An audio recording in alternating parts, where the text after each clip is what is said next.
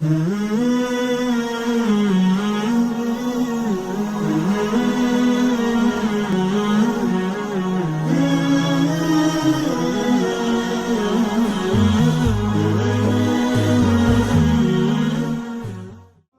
share with you guys one incident. A few years back in Chicago, there was a lady whose son was very sick.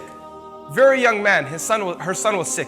And his situation was such that he was on life support and they were going to take him off the life support. And she said to me, I want you to be there when my son passes away. So I said to the lady, I'll come. I remember I came to the hospital, she was standing next to the son's bed. He was maybe in his mid-teens. And her husband was sitting next to me, he was on a wheelchair. And she told the doctor, go ahead, take him off the life support, and they moved the machinery from him. And he was lying there, and Allahu Akbar, seeing a mother holding her child's hand as her child was dying was something too hard to see with your eyes. It was just too hard. But I was sitting there watching because she asked me for support.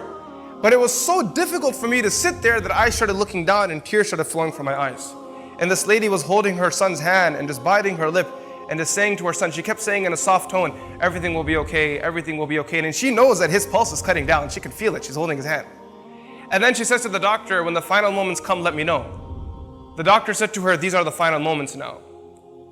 So Allahu Akbar, this lady, she leaned forward and she kissed her child and she stopped right there. And she just stayed in that moment, that position there. She was just kissing her child until the child passed away.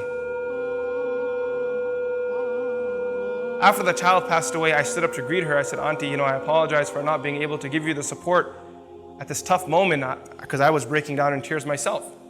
She said to me, son, I didn't invite you to give me support. For that I have Allah. I've learned that through the years. The only one you can rely on is Allah.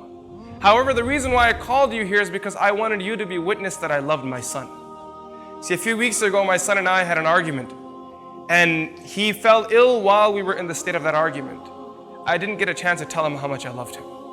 And then she said to me, Wallahi al-Azim, I swear by Allah, the day he was born, it was these hands that first brought him into the world.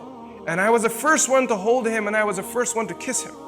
And today when he left the world, I wanted you to be witness that I was the last one to hold him and I was also the last one to kiss him. See, sometimes you forget about your connection, the heat of the moment, you get distracted. But can you ever break the relationship of a mother and a child? I mean, this mother is kissing her child after the child is dead. He's gone. He's left the dunya. He's no longer even existent. Before he was born, the mother was carrying the child in her womb. Before he was even in existence, he was in the womb. He was something, maybe nothing. And the mother is still holding that stomach and she's talking to the baby, she's smiling at the baby, she's already planning her dreams with the baby. Likewise, as much as your mother loves you, Allah subhanahu wa ta'ala loves you 99 folds more than that. No matter how much your mother loves you, and there are mothers sitting here and they can't even express their love for their kids. They can't put it in words. It's impossible. It's one of those relationships, it's a feeling. It's, the Layla and Majnun couldn't express their love for each other. Romeo and Juliet couldn't express their love for each other. Ask any mother, can the love of Romeo and Juliet ever match your love for your child?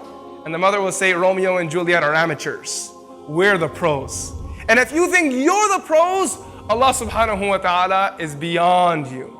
99 folds more than that.